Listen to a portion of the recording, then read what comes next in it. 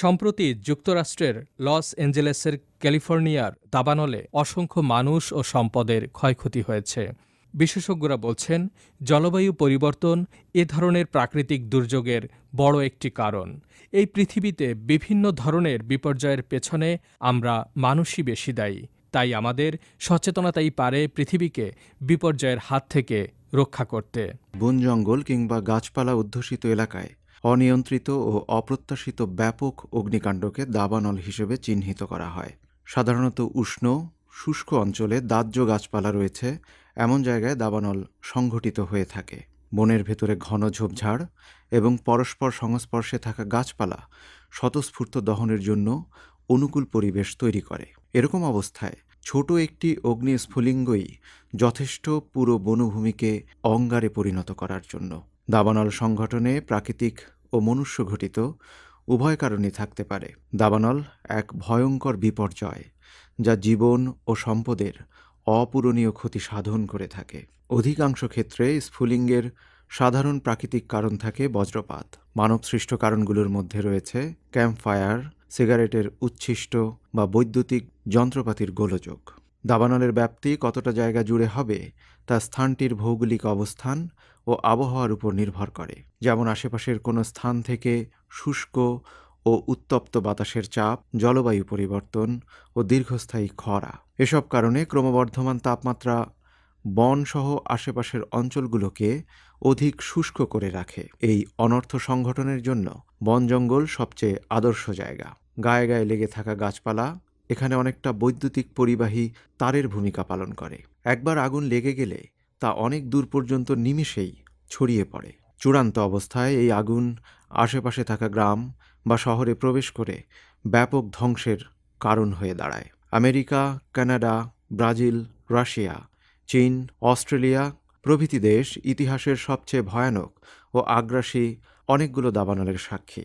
এবছরের জানুয়ারিতে যুক্তরাষ্ট্রের ক্যালিফোর্নিয়ায় টানা 6 দিনের দাবানলে কয়েক লক্ষ লোক প্রত্যক্ষ ও পরোক্ষ রূপে গৃহহীন হয়ে পড়েছেন। পুড়ে গেছে প্রায় অর্ধলক্ষ কাঠামো এবং মোট ক্ষতি সাধিত হয়েছে 150 বিলিয়ন মার্কিন ডলারের বেশি। 2024 সালে অস্ট্রেলিয়ার ভিক্টোরিয়ায় ভয়াবহ দাবানল সংঘটিত হয়। এতে প্রায় 2000 হেক্টর বন পুড়ে যায় এবং অজস্র প্রাণীর জীবনহানি ঘটে।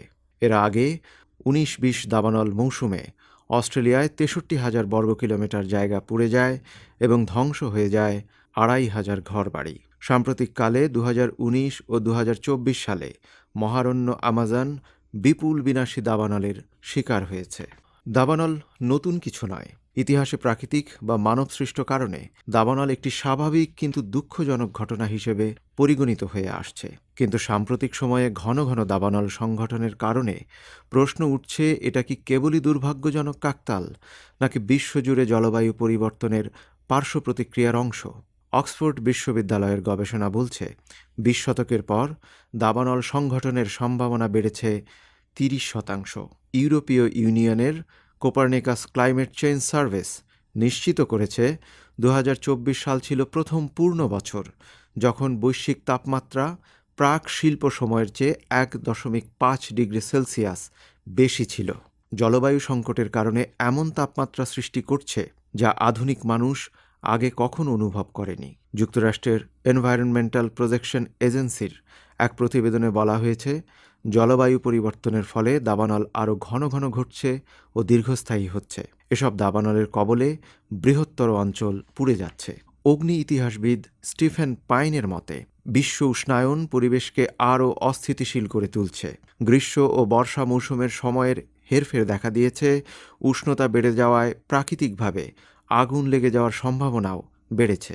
সাম্প্রতিককালের দাবানলসমূহ জলবায়ু পরিবর্তনেরই ফল কিনা এ বিষয়ে চূড়ান্ত নির্দেশক কোনো সিদ্ধান্ত দেয়া না গেলেও এইটুকু নিশ্চিত যে বৈশ্বিক তাপমাত্রা বৃদ্ধি, অতিবৃষ্টি, খরা প্রবণতা এবং শুষ্ক আবহাওয়া দাবানলের সম্ভাবনাকে বাড়িয়ে তুলছে এবং অধিকতর ক্ষয়ক্ষতির কারণ হয়ে উঠছে। যেমন অতিবৃষ্টির ফলে গত বছর ক্যালিফোর্নিয়া অঞ্চলের ঘাস ও ঝোপঝাড় বেড়ে গিয়েছিল, যা শুষ্ক মৌসুমে দাহ্য পদার্থে পরিণত হয়। এরই ফলে জানুয়ারিতে এমন ভয়াবহ দাবানল তৈরি হয়েছে, এমনটাই জানাচ্ছেন ক্যালিফোর্নিয়া বিশ্ববিদ্যালয়। ভবিষ্যতে আরও খারাপ পরিস্থিতি তৈরি হতে পারে বলে হুঁশিয়ারি দিয়েছেন বিশেষজ্ঞরা, কারণ জলবায়ু পরিবর্তন ও দূষণ অব্যাহত থাকলে দাবানলগুলোর তীব্রতা আরও বৃদ্ধি পেতে পারে।